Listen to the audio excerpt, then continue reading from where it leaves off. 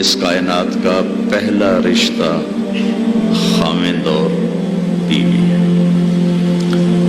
اور انسانیت کا آخری رشتہ وہ بھی خاوند اور بیوی ہے کہ جنت میں ہر شخص اپنی بیوی کے ساتھ، ہر خاتون اپنے خاوند کے ساتھ ابدی زندگی گزارے گی۔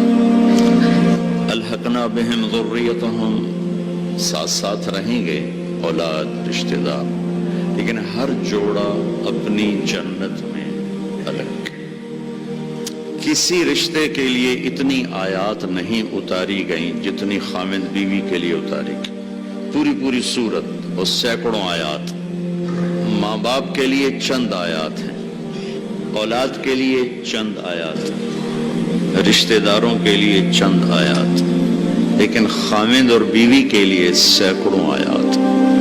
دو وجہ سے اس کو زیادہ پھیلایا گیا ہے، ایک اس کی اہمیت، ایک اس کی نزاکت۔ اہمیت یہ ہے کہ یہ بنیاد ہے، یہ اگر ہل گئی تو سارا معاشرہ ہل جائے گا، اور نزاکت اس لیے ہے کہ کوئی رشتہ ٹوٹتا نہیں، ماں بیٹے کا، ماں بیٹی کا، باپ بیٹے کا، بھائی بھائی کا، بہن بھائی کا رشتہ ٹوٹتا نہیں، خاوند بیوی کا رشتہ ایک بول پہ ٹوٹ جاتا۔ تو اس لیے اس کو محفوظ رکھنے کے لیے قرآن نے مضامین بیان کی۔ کسی رشتے کو اللہ نے اپنی نشانی کے طور پہ بیان نہیں کیا قرآن میں۔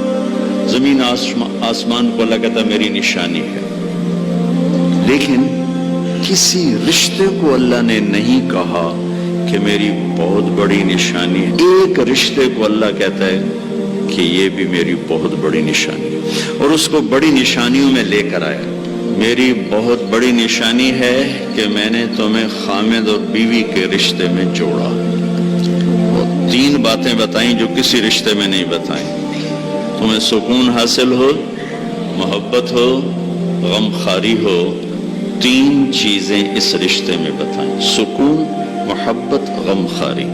تو بھائیو میرے عزیزو، ایک تو میں یہ آپ کے سامنے لانے کی کوشش کی کہ یہ رشتہ بہت اہم ہے، سب سے بڑا رشتہ، سب سے بڑا رشتہ۔ زندگی کیسے گزارنی ہے؟ لفظ نکاح میں پیغام موجود ہے۔ لفظ نکاح، عربی ایسی زبان ہے جہاں ہر لفظ جہاں لگایا گیا ہے وہاں پورا پیغام لے کر آتا ہے، پورا پیغام۔ تو میں سوچتا تھا کہ اس رشتے کے لیے لفظ نکاح کیوں ہے، تو مجھے اتنی خوبصورت مناسبت ملی۔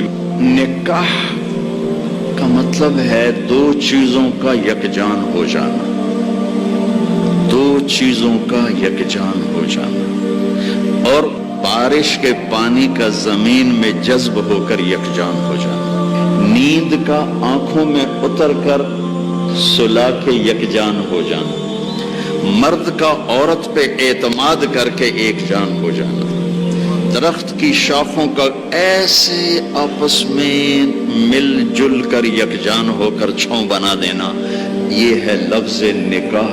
مرد کے خوبصورت اخلاق جو دھیمی بارش کی طرح عورت کے دل پہ اترتے ہیں، جو زمین ہے اور وہ ایک سرسبز کھیتی بن جاتی ہے، دھیمی بارش والے اخلاق اپناؤ، تمہارا گھر آباد ہوگا۔ اخلاق بارش کی طرح ہے اور بیوی زمین کی طرح ہے، اس کا دل تمہارے اخلاق سے متاثر ہو، نیند کا آنکھوں میں اتر جانا اور سلا دینا۔ تمہارے خوبصورت رویے تمہاری بیوی کو اتنی سکون کی زندگی دیں کہ وہ چین کی نیند سوئی چین سے اٹھے۔ کتنے گھر ٹوٹ گئے شک کی وجہ سے، شک، نیک پاک بیویوں پہ شک کرتے کرتے کرتے طلاقیں ہو گئی۔ ایک مزاج ہے، اس کے لیے عالم غیر عالم کی بات نہیں ہے، ایک مزاج ہے۔ اگر تربیت نہ ہو تو یہ اپنے گھروں کو تباہ کر دیتے، چاہے عالم ہو، چاہے بادشاہ ہو، چاہے دیندار ہو، چاہے دنیا دار۔ بیوی کے فون چیک کیے جا رہے، کتنے فون کیتا ہے، کتوں فون آیا، کتوں میسج کیتا ہے، کتوں میسج آیا۔